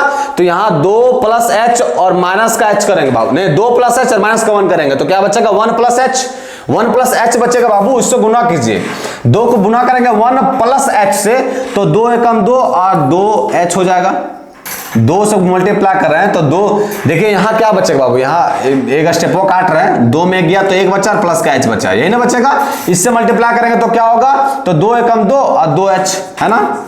उसी तरह h से गुना करेंगे तो क्या हो जाएगा प्लस का h और प्लस का h स्क्वायर, है ना। यहाँ देखिए इसको मल्टीप्लाई करेंगे तो ये हो जाएगा माइनस का 2, नीचे मेरा क्या होगा तो नीचे होगा h, कोई दिक्कत यहाँ तक, ये अपने सुविधा के लिए किए थे, कोई दिक्कत नहीं होना चाहिए यहाँ तक, है ना बच्चे वालों। अब गुना किए इसको सॉल्व कीजिए, 2 से 2 कैंसिल आउट हो गया, h से देखिए बाबू सभी में काट दीजिए तो क्या बचेगा, h में सभी से काट देंगे तो बचेगा मेरा limit h tends to 0, h मतलब कॉमन ले लीजिए, यहाँ 3h है, h कॉमन ले लिए तो क्या बचा 3 प्लस का h square, h divide by h बचा ना बाबू, यहाँ हो गया 3h तो 3h हो गया प्लस का h स्क्वायर यहाँ लिखा है, h से h कैंसिल आउट करेंगे तो क्या हो गया, तो h अगर 0 पुट करेंगे तो क्या होगा 3। अब देखिए बाबू LHD राइट हैंड डेरिवेटिव है ना, LHD 2 पे ये इक्वल नहीं है RHD राइट हैंड डेरिवेटिव किस पे 2 पे, अगर ऐसा नहीं है बाबू तो इसलिए fx जो है fx is not differentiable differentiable, not differentiable at x is equal to 2। तो इस केस में हम लोग बोलेंगे कि दो पर ये फंक्शन में डिफरेंशिएबल नहीं है। जब LHD और इक्वल रहबे ने किया RHD के, तो इस केस में क्या कहेंगे, जो आपका ये डिफरेंशिएबल दिया हुआ चेक करने के लिए वो आपका डेरिवेटिव है ही नहीं। डिफरेंशिएबल कब होता है, डिफरेंशिएबिलिटी कब होता है, जब LHD RHD इक्वल होता है। तो यहां तो इक्वल एबे नहीं कर रहा बाबू, जब इक्वल नहीं आ रहा तो इस केस में कहेंगे जो fx है आपका नॉट डिफरेंशिएबल है, किसमें, at x is equal to 2 पे। कोई दिक्कत नहीं होना चाहिए। चलिए कोई दिक्कत नहीं, तो मूव करते हैं नेक्स्ट क्वेश्चन में। नेक्स्ट क्वेश्चन में कह रहा है कि find the intervals in which the function f given by fx is equal to इतना दिया हुआ है, हमको इंटरवल पूछ रहा है स्ट्रिक्टली इंक्रीजिंग पे और स्ट्रिक्टली डिक्रीजिंग पे। तो सबसे पहले निकालते हैं उसको, क्या करते हैं, सबसे पहले डिफरेंशिएबल करते हैं, डिफरेंशिएट। तो f डैश x करेंगे तो क्या होगा, वो sin x का क्या निकलेगा, sin x का cos x निकलेगा, और cos x का क्या निकलेगा, माइनस का sin x। फिर क्या करते हैं, sin x। फिर मानते हैं लेट f डैश x को 0 मान लेते हैं। तो लेट f डैश x जो है बाबू ये आपका 0 के इक्वल होगा। आप देखिए बाबू यहाँ 0 के इक्वल होगा f डैश x, इस केस में क्या निकलेगा, तो cos x जो है सो आपका sin x के इक्वल हो जाएगा, है ना। आप बताइए cos x sin x के इक्वल कब हो सकता है, एक π/4 में 45 डिग्री में, और कहां हो सकता है, तो एक हो सकता है बाबू ये दोनों पॉजिटिव बनेगा, तो पॉजिटिव बना मेरा π/4 पे, यहां हो सकता है। एक केस में और बनेगा बाबू, ये यहाँ दोनों नेगेटिव बना, अगर दोनों साइड नेगेटिव होगा बाबू तो उस केस में भी ये इक्वल रहेगा x के। कहने का मतलब है कि ये π/4 पे 1/√2 देगा बाबू, दोनों वैल्यू इक्वल दे रहा है, दोनों पॉजिटिव बन रहा है, तो नेगेटिव क्या बनेगा, तो π प्लस π/4 कर दीजिए बाबू। पाई प्लस π/4 करेंगे बाबू तो ये भी नेगेटिव देगा, और पाई प्लस π/4 करेंगे तो ये भी नेगेटिव देगा, मतलब ये भी माइनस का 1/√2, माइनस का 1/√2 वापस भी आ जाएगा 1/√2, है ना। तो इस केस में ये भी आपका किस पे देगा, पाई प्लस π/4, तो क्या होता है 5π/4। तो 5π/4 पर भी x का वैल्यू इक्वल रहेगा। और इसके आगे और क्यों नहीं जा सकता है, क्योंकि यहाँ एक रिस्ट्रिक्शन डाल दिया, क्या डाल दिया कि 0 से आपका 2π जाना, तो 0 से 2π तक बीच में ये सब दोनों इंटरवल इस कंडीशन को सेटिस्फाई कर सकता है ना। अब देखिए ऑल ओवर x का वैल्यू 4 निकल गया, 1 2 3 और 1 4। अब हमको चेक करना है स्ट्रिक्टली इंक्रीजिंग और स्ट्रिक्टली डिक्रीजिंग के लिए। तो 4 फर्स्ट वाला देखते हैं, 4 strictly increasing, 4 strictly increasing 4 strictly increasing, और इधर लिख देते हैं 4 स्ट्रिक्टली डिक्रीजिंग, 4 स्ट्रिक्टली डिक्रीजिंग, है ना। अब बताओ बाबू स्ट्रिक्टली इंक्रीजिंग के लिए क्या कंडीशन होता है, तो स्ट्रिक्टली इंक्रीजिंग के लिए कंडीशन में रहता है कि f डैश x जो है सो आपका 0 से बढ़ रहेगा, इक्वल नहीं रहेगा, इक्वल रहेगा तो फिर सिर्फ इंक्रीजिंग रहेगा। और स्ट्रिक्टली डिक्रीजिंग का कंडीशन क्या रहता है कि f डैश x जो है सो आपका 0 से छोट रहेगा, ये नहीं रहता। अब बताओ f डैश x 0 से बढ़ रहेगा तो x का इंटरवल कहां रहेगा बाबू, x कहां से बिलोंग करेगा, इंटरवल तो पूछ रहा है, मतलब x का वैल्यू कहां से कहां तक बिलोंग करेगा। अब पॉजिटिव कहां बनेगा, सो देखिए ये मेरा f डैश x क्या हो बाबू, तो f डैश x मेरा यही ना है बच्चों लोग, यहां से अगर सॉल्व कीजिएगा तो f डैश मेरा यही ना है cos x माइनस का sin x is equal to 0, यही तो है ना मेरा f डैश x। हम यहाँ डायरेक्ट यहाँ उसको वैल्यू पुट कर दिए, है ना, यही मेरा f डैश x है, cos x माइनस का sin x is equal to 0। अब देखिए ये पॉजिटिव कहां आ सकता है, इंटरवल मेरा वैल्यू कुछ दिया 1 2 और 3 4। तो सबसे पहले 0 से π/4 चेक करते हैं। अब 0 से π/4 चेक करेंगे बाबू, तो बता cos 0 का वैल्यू क्या होता है 1, और sin 0 का वैल्यू क्या होता है 0। फिर उसी तरह cos 30 डिग्री का वैल्यू क्या होता है, तो √3/2, और sin 30 डिग्री का वैल्यू क्या होता है 1/√2। उसी तरह पूछेंगे cos 45 डिग्री का क्या होता है, तो 1/√2, और sin 45 डिग्री का 1/√2। देखिए अब देखिए बाबू इस केस में आप लोग को cos जो है सो बढ़ रहा है, sin से तो बड़ा हो रहा है, मतलब ये चीज आपका बड़ आ रहा है बाबू, ये बड़े ना रहा है, और ये चीज आपका छोटा आ रहा है ना सभी में। अगर ऐसा हो रहा बाबू इस केस में पक्का है कि ये चीज आपका बड़ा रहेगा और ये चीज छोटा रहेगा। जब ये चीज बड़ा रहेगा बाबू और ये चीज छोटा रहेगा तो ये चीज ऑल ओवर देगा क्या, पॉजिटिव साइन देगा। तो इस केस में मेरा क्या देगा, पॉजिटिव साइन, और पॉजिटिव साइन आना भी चाहिए। क्यों आना चाहिए, क्योंकि पॉजिटिव साइन आएगा तब ना 0 से बढ़ रहेगा। तो 0 कब बढ़ रहेगा, किस इंटरवल में, तो 0 से π/4 के बीच में रहेगा। तो 0 से π/4 कर दिए। ये कैसे देखें बाबू, यहां करके दिखाएं आप लोग को। अब देखो बाबू 0 से π/4 किए, अब हमको यहां दिमाग खराब हो रहा है कि यहां इक्वल इसमें डाला या इसमें डाला, मतलब इंक्लूड किसके करो। तो देखो बाबू π/4 को अगर इंक्लूड करेंगे तो π/4 तो हो जाता 1/√2, और यहां भी 1/√2, तो ये तो 0 के इक्वल होगा। यहां 0 के इक्वल तो करना है नहीं, मतलब ये इसका ओपन रहेगा और ये आपका क्लोज रहेगा। कोई दिक्कत नहीं होना चाहिए यहां तक, है ना। बारीकी से करके दिखाएं, कोई दिक्कत नहीं होना चाहिए यहां तक। अब फिर चेक करते हैं दूसरा का इंटरवल। दूसरा का इंटरवल 0 से π/4 चेक कर लिया, π/4 से लेकर 5π/4 चेक करते हैं। π/4 कितना होता है बाबू, तो π/4 होता है 45 डिग्री, और 5π/4 कितना होता है 45 को 5 से मल्टीप्लाई करेंगे तो क्या होगा 225 डिग्री। इसके बीच में कोई सा वैल्यू ले लीजिए, ले लेते हैं इसके बीच में 270 डिग्री, है ना। 270 डिग्री तो नहीं आएगा, इसके बीच में 60 डिग्री लेते हैं, 60 डिग्री। 60 डिग्री लेंगे बाबू, तो बता cos 60 डिग्री का वैल्यू क्या होता है 1/√2, 1/2। 60 डिग्री cos 60 डिग्री का वैल्यू क्या होता है 1/2। और sin 60 डिग्री का पूछेंगे बच्चा लोग, तो sin 60 डिग्री का वैल्यू क्या होता है, तो sin 60 डिग्री का वैल्यू होता है √3/2, है ना। अब देखिए यहां cos 60 डिग्री का वैल्यू देखे तो 1/2 आया, और यहां देखा sin 60 डिग्री का वैल्यू तो √3/2। इस केस में साइन जो हो गया बढ़ हो गया बाबू। जब ये नेगेटिव वाला चीज बढ़ हो जाएगा तो ये ऑल ओवर साइन क्या देगा नेगेटिव। जब ये ऑल ओवर साइन नेगेटिव देगा बाबू, तो ये तो 0 से बढ़ नहीं ना रहेगा, नेगेटिव साइन देगा, मतलब इस कंडीशन को फॉलो करेगा। तो इस केस में ये आपका डिक्रीजिंग निकलेगा, और इसका इंटरवल क्या निकलेगा, तो इसका इंटरवल निकलेगा π/4 से लेकर 5π/4, है ना। अब देखिए यहां आता है कि क्लोज करें या ओपन करें, तो π/4 पे तो 0 दे देगा तो ये आपका ओपन रहेगा, और इस पर भी 0 दे देगा तो ये भी आपका ओपन रहेगा। तो मेरा डिक्रीजिंग वाला ये आ गया। अब फिर लास्ट वाला क्या रह गया इंटरवल, तो 5π/4 से 2π देखते हैं। 5π/4 कितना होता है 225 डिग्री, और 2π कितना होता है 360 डिग्री। इसके बीच में 270 डिग्री आता, ले लिए 270 डिग्री। अब cos 270 डिग्री का वैल्यू क्या होता है 0, तो ये हो गया आपका 0 माइनस का, और साइन 270 डिग्री का वैल्यू क्या होता है, तो साइन 270 डिग्री का वैल्यू होता है क्या चीज प्लस का 1।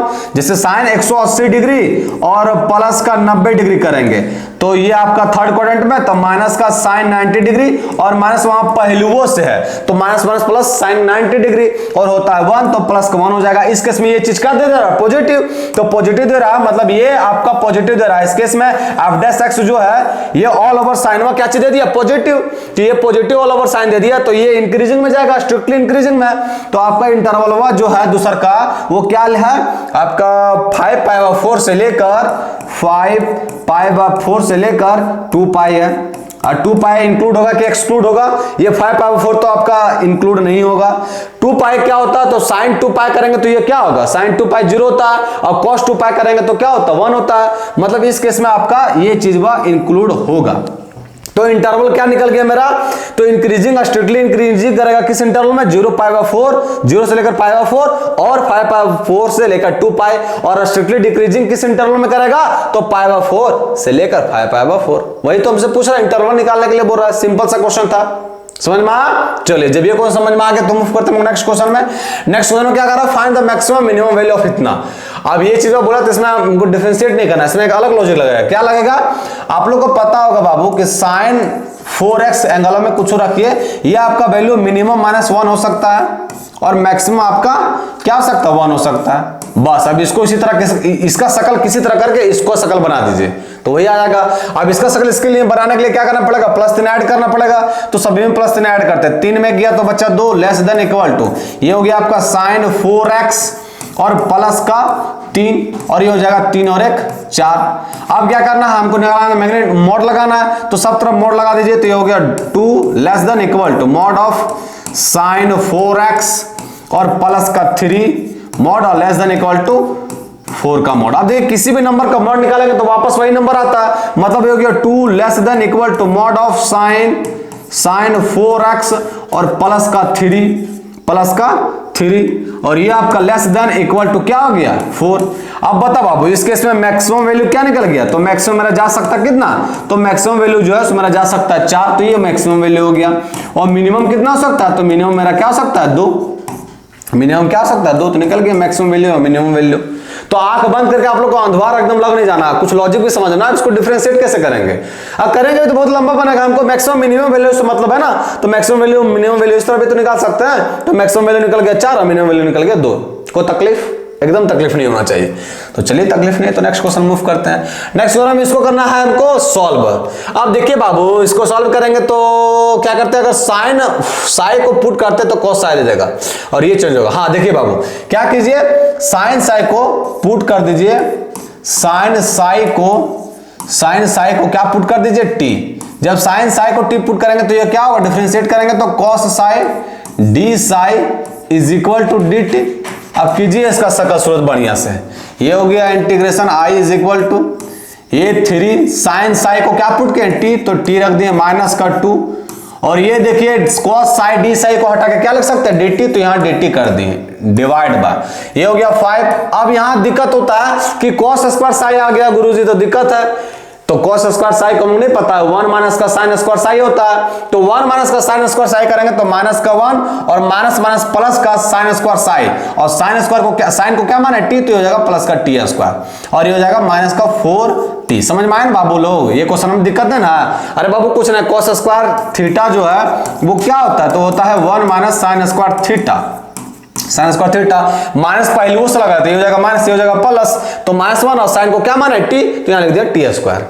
समझ में आया, चलिए जी यह समझ में आया। इसको सॉल्व कीजिए, ये हो गया मेरा क्या चीज, ये हो गया मेरा 3t माइनस का 2 और डिवाइड में चला गया, ये क्या बन गया, ये बन गया मेरा टी स्क्वायर फिर माइनस का 4t और प्लस का 4, यही ना बना, टी स्क्वायर माइनस का 4t और प्लस का 4। अब कीजिए इसको सॉल्व, और इधर आपका dt है इज इक्वल टू ये क्या बन गया, तो ये बन गया मेरा 3t माइनस का 2, और इसको करेंगे फैक्टराइजेशन तो क्या बनेगा, तो ये बनेगा t माइनस 2 के होल स्क्वायर, है ना, और dt, यही ना बनेगा बच्चा लोग, t माइनस 2 का होल स्क्वायर करेंगे तो क्या होगा, a square t square plus का b स्क्वायर प्लस का 2 4 और प्लस का 2 माइनस का 2ab, तो 2ab 2 दूनी का 4t, है ना। अब उसको देखिए इसका सकल स्रोत ना इसके जैसा मैच कीजिए, t माइनस 2 के जैसा, तो कट जाएगा। तो क्या करते हैं 3 कॉमन कर लिए, 3 जब कॉमन के बाबू तो यहाँ क्या बचा t माइनस का 2/3 बचा, है ना, 3 कॉमन कर लिए, 3 वापस से मल्टीप्लाई करेंगे तो 3t और माइनस का 2 आ जाएगा वापस वही। और इसी में क्या करते हैं हमको सकल स्रोत इसका जैसा लाना है, तो इसमें कर देते हैं माइनस का 2 और प्लस का 2 कर देते हैं, कोई दिक्कत नहीं ना है। और नीचे आपका जो लिखा हुआ सो लिख दीजिए t माइनस 2 का whole square dt is equal to, फिर क्या कीजिए ये हो गया आपका 3 इंटीग्रेशन ऑफ, हमको इसका सकल स्रोत करना है एक जैसा, तो t माइनस 2 को एक साथ रखें, तो यहाँ t माइनस 2 को एक साथ रखिए डिवाइड बाय ये t माइनस 2 का होल स्क्वायर कर दीजिए, है ना, ये आपका dt है, ये आपका क्या होगा dt। और फिर क्या करना है, फिर इसको एक साथ सॉल्व कीजिए, ये देखिए इसको ले लिए बाबू, इसको लेना, अब इसको ले लेंगे, यहाँ क्या 3 तो है, तो यहाँ लिख दिए प्लस का 3, यहाँ लिख देते हैं प्लस का 3 इंटीग्रेशन ऑफ प्लस का 3। अब इसको सॉल्व करेंगे बाबू लोग, तो क्या होगा, इसको सॉल्व करेंगे तो हो जाएगा माइनस का 2/3, यहाँ देखिए माइनस का 2/3 और प्लस का 2, माइनस का तो यूज कर लिए और प्लस का 2 होगा, तो ये हो जाएगा 3 दूनी का 6, है ना, और 6 में 2 जगह कितना बचेगा 4, तो 4/3 होगा, मतलब वहां जो है सो आप लिखिए 4/3, तो ये हो जाएगा 4/3 dt, और नीचे में क्या होगा, तो नीचे में होगा आपका यही t माइनस 2 का होल स्क्वायर, t माइनस 2 का होल स्क्वायर, है ना, t माइनस 2 का होल स्क्वायर। अब ये 3 से 3 कैंसिल आउट हो गया, सॉल्व कर दीजिए बाबू, ये चीज से ये चीज भी कैंसिल आउट हो गया, 1/t कितना होता है 1/t होता है log t, तो 1/t log t, तो log t माइनस का 2 हो गया, t माइनस का 2, है ना। फिर देखिए यहाँ प्लस का 4 लिखा हुआ है, तो प्लस का 4 कर दिए, और उसके बाद 1/t स्क्वायर क्या होता है माइनस का 1/t, तो यहाँ लिख दीजिए माइनस का 1/t, मतलब माइनस का 1/t, और t के जगह पर क्या है t माइनस का 2, है ना। अब क्या बोल रहा है, तो अब कुछ होना t के जगह पर पुट कर दीजिए क्या चीज, साइन साई मान है, तो ये हो गया 3 log यहाँ t क्या है, तो साइन साई, तो साइन साई माइनस का 2, और ये हो गया माइनस का 4 साइन साई और माइनस का 2, है ना। अब देखो बच्चों लोग यहाँ हल्का सा तकलीफ होगा आप लोग को, वो क्या तकलीफ होगा, प्लस का c यहाँ करते जाना है। यहाँ देखिए बाबू ये चीज जो है सो लॉग के अंदर जो चीज रहता है वो आपका पॉजिटिव में रहता है। अब देखिए साइन साई माइनस का 2 रहा तो ये तो नेगेटिव बन जाएगा, क्योंकि साइन का मैक्सिमम वैल्यू हो ही कितना सकता है 1, और 1 माइनस 2 करेंगे तो माइनस आ जाएगा बाबू, नेगेटिव बनेगा। मतलब इस चीज को आप जो है सो ऐसे लिख सकते हैं, log 2 को पहले कर दीजिए 2 माइनस का साइन साई, तो ये आपका पॉजिटिव बन जाएगा। और यहां से माइनस कॉमन कर लेते हैं, जब हो गया प्लस, और 4 बार जब माइनस कॉमन कर ले तो 2 पहले आ जाएगा, तो 2 माइनस का साइन साई नीचे हो गया, है ना बाबू, माइनस कॉमन कर लिया और प्लस का c हो गया, है ना, माइनस कॉमन कर लिए तो ये जगह माइनस माइनस प्लस, प्लस का 4 बार 2 माइनस का साइन साई। सिंपल क्वेश्चन था, कोई दिक्कत होना ही नहीं चाहिए आप लोग को, है ना। चलिए जब ये क्वेश्चन में कोई तकलीफ नहीं है तो मूव करते हैं हम लोग अगला क्वेश्चन में। नेक्स्ट क्वेश्चन क्या कर रहा है, तो नेक्स्ट क्वेश्चन कर रहा है इसको भी इवेल्युएट करना है। तो कुछ नहीं, ये आई है बाबू और एक आई एक फॉर्मूला के थ्रू मानिए इसको, ये हो गया आपका 0 से π/2। अब ऐसा लिख सकते हैं बाबू log a plus B minus का एक्स, तो a प्लस बी π/2 माइनस का एक्स करेंगे तो यहाँ जगह साइन π/2 माइनस का एक्स, π/2 माइनस का एक्स और dx लिखा हुआ है इज इक्वल टू, ये क्या हो जाएगा, तो हो जाएगा 0 से π/2 और लॉग साइन π/2 एक्स क्या होता है cos x, तो हो गया cos x dx।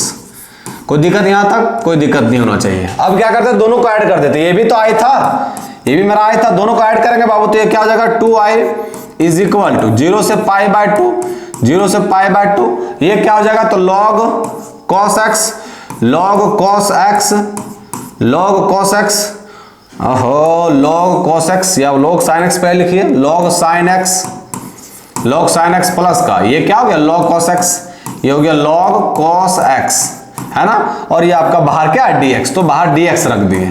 फिर क्या करना है, आप देखिए बाबू ये हो गया आपका 0 से π/2, तो 0 से π/2 log m प्लस का log n क्या होता है log m इंटू n, है ना, तो log sin x और इंटू में cos x। अब यहाँ sin 2x का फॉर्मूला बन सकता था कब, जब यहाँ 2 आ जाता है, तो 2 लाने के लिए क्या करते हैं प्लस log 2 ऐड कर दीजिए और माइनस log 2 कर दीजिए, कोई दिक्कत थोड़ी ना है। अगर ऐसा करेंगे तो ये चीज कट जाएगा, लेकिन इससे हमको एक चीज फायदा हो जाएगा, क्या फायदा हो जाएगा कि ये प्लस में लिखा हुआ बाबू, तो ये log m प्लस का log n, तो log mn हो सकता है, तो 2 इंटू में sin x इंटू में cos x हो जाएगा, तो उससे क्या फायदा हो जाएगा, तो उससे हमको ये फायदा हो जाएगा, ये फॉर्मूला बन जाएगा log sin 2x, log sin 2x और ये बन गया माइनस का log 2, माइनस का log 2 और बाहर मेरा क्या है dx, तो यहाँ dx कर दिए। अब देखिए ये मेरा क्या है 2i, तो 2i कर दिए, यहाँ का सा लेट कर लीजिएगा बाबू, क्या कर लीजिएगा 2i इज इक्वल टू इसको i1 मान लीजिए और माइनस का इसको i2 मान लीजिए। अब एक अगर को पर्टिकुलर सॉल्व कीजिए, है ना। अब देखिए i1 को अगर सॉल्व करेंगे बाबू लोग i1 को, तो i1 क्या होगा, तो ये माने है 0 से π/2 और log sin 2x, यही माने है sin 2x dx, है ना। अब देखिए यहां क्या कीजिए पुट कर दीजिए 2x को, क्या पुट कर दीजिए t, यहां से अगर dx निकालेंगे बाबू तो क्या निकलेगा dt/2, dt/2, है ना, dt/2 निकलेगा। अब देखो अब लिमिट वो चेंज होगा, जब x का वैल्यू आपका 0 रहा, x का वैल्यू 0 रहा तो t का भी वैल्यू 0 रहेगा, है ना, और जब x का वैल्यू आपका π/2 रहा, π/2 रहा तो t का वैल्यू क्या होगा, x का वैल्यू π/2 रहा तो t का वैल्यू भी पाई होगा, तो t का वैल्यू भी पाई होगा। यहां तक कोई दिक्कत नहीं होना चाहिए। और फिर क्या किए, अब कुछ नहीं किए, इसको लिमिट पर चेंज कर दिए, ये हो गया मेरा i is equal to i1 निकाल रहे हैं, इज इक्वल टू क्या हो गया 0 से पाई हो जाएगा, तो 0 से पाई कर दिए। फिर लिखे यहां log और ये साइन और 2x को क्या माना है, तो 2x को माना है t, तो ये हो गया मेरा t और ये क्या होगा dx को, तो dx को यहां पर लिख सकते हैं dt/2, है ना। अब देखो और बचवा लोग, यहां बन गया log, आप लोग को एक फॉर्मूला पता होगा, यहां लिख देते हैं कि log 2a ने f ऐसा था फॉर्मूला कि f 2a माइनस का x अगर fx के इक्वल आ रहा है तो इस केस में इसको आधा कर सकते हैं, मतलब अगर लिमिट है 0 से 2a fx, तो इसको आप कर सकते हैं ऐसा कि लिमिट 0 से a fx dx, है ना। मतलब ये चीज क्या आधा कर सकते हैं आप, जब आपका ये कंडीशन फॉलो करना चाहिए। अब 2a के जगह पर मेरा क्या, तो 2a के जगह पर मेरा है मेरा क्या चाहिए, तो 2a के जगह पर है मेरा क्या, तो 2a के जगह पर यहां 2 होगा बाबू, यहां 2 होगा, 2a के जगह पर क्या है, तो 2a के जगह पर पाई है। अब देखो बाबू यहां देखिए, पहले इस चीज को आप यहां देखिए क्या कीजिए, आप क्या चेक करना पहले, तो पहले चेक करना 2a माइनस का x fx के इक्वल हो रहा है कि नहीं, तो 2a के जगह पर क्या है, 2a के जगह पर मेरा पाई है, तो f पाई माइनस का x करेंगे बाबू लोग, तो f पाई माइनस का x मतलब log sin पाई माइनस का x करेंगे बाबू। यहां फंक्शन में चेक करेंगे, यहां साइन पे, तो ये जगह साइन पाई माइनस का x, पाई माइनस का x। अब बताओ पाई माइनस का x क्या होगा, साइन x हो सकता है ना बाबू लोग, एकदम हो सकता है, हुआ है ना, sine pi x pi minus का साइन एक्स होता है। अब अगर ऐसा रहा बाबू लोग तो क्या होता है 0 से π/2 इसका आधा हो जाता है, जैसे यहाँ 2a था तो उसका आधा हो गया ये, और उसका आधा मतलब 2 यहाँ गुना में हो जाता है, तो 2 में मल्टीप्लाई हो गया, ये हो जाएगा log sin टी और ये होगा dt/2। ये समझा कैसे हुआ? सो ये फॉर्मूला आप लोग को पता होगा बाबू, जिसमें पढ़ाएंगे इसमें ये चीज जरूर बताएंगे आप लोग को, है ना। ये हो जाता है इस तरह। आप देखिए ये दो से ये दो कैंसिल आउट हो गया। अब देखिए आप लोग को पता होगा कि अगर साइन x का इंटीग्रेशन करेंगे तो वो सेम होगा साइन t का इंटीग्रेशन करेंगे। तो यहां x को हटा के अगर t लिख देना बच्चा लोग तो कोई तकलीफ है? तो कोई तकलीफ नहीं होना चाहिए। इस चीज को हटा के हम लोग क्या लिख दें? 0 से π/2 और x को हटा के लिख दिए हम log sin x और dx कर दिए, क्योंकि ये दोनों का इंटीग्रेशन सेम होगा ना कि sin x का इंटीग्रेशन dx के रिस्पेक्ट में कर रहे हैं तो भी सेम होगा, और sin मतलब ये वेरिएबल सेम रहना चाहिए। तो सेम है तो ये दोनों में सेम होगा, कोई दिक्कत नहीं है। आप लोग को बताएं भी फॉर्मूला में। अब अगर ऐसा रहा बाबू तो ये वापस क्वेश्चन नहीं बन गए। देखिए क्वेश्चन में क्या बोला, 0 से π/2 log sin x लिखा हुआ है क्वेश्चन में, तो 0 से π/2 log sin x लिखा हुआ है ना, मतलब इस चीज को हटा के आप लोग i लिख सकते हैं। तो i का वैल्यू क्या गया? i वापस। अच्छा i2 का वैल्यू क्या है? तो i2 का वैल्यू है log 2, यही ना लिखा है log 2। ओहो log 2 लिखा हुआ है। यहाँ log 2 का इंटीग्रेशन क्या होगा? इंटीग्रेशन ऑफ 0 से π/2 और log 2 dx, यही है ना log 2 dx। इसका क्या होता है? ये हो जाएगा log 2 और x कांस्टेंट का x होगा तो x हो गया 0 से π/2 चला गया, 0 से π/2।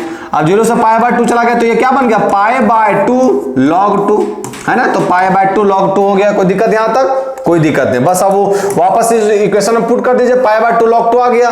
ये देखिए हम i इसको क्या माने हैं? ये मेरा क्या आ गया? यहाँ देखिए इसको इधर लिख दे रहे हैं, है ना। ये 2i है बाबू, 2i, तो 2i बराबर i1 माइनस i2 माने i1 क्या आ गया? i, और i2 क्या है? i2 माने log 2, तो इसका क्या हो जाएगा? तो ये हो जाएगा π/2 आया है और log 2 आया है, π/2 log 2 आया है। देखिए i2 मेरा जो है सो log 2 माने थे और 0 से π/2 लिमिट गया है। देखिए log 2 माने है और 0 से π/2 लिमिट गया, तो ये x हो गया कांस्टेंट का। लिमिट वो पुट करेंगे तो π/2 log 2, और यहाँ 0 पुट करेंगे तो 0 हो जाएगा, तो π/2 log 2 आया i2। अब देखिए i2 π/2 log 2 आया। इसको उस साइड लेके जाएंगे बाबू तो ये बन गया i इज इक्वल टू, ये क्या बन गया? माइनस का π/2 log 2, है ना। तो यही मेरा क्या हो गया आंसर। आसान था, है ना। बस हल्का सा दिमाग लगाना था बस, और फॉर्मूला कुछ पता रहना चाहिए, तुरंत बन जाए क्वेश्चन। समझ में आया? कोई दिक्कत इस क्वेश्चन में? कोई दिक्कत नहीं होना चाहिए।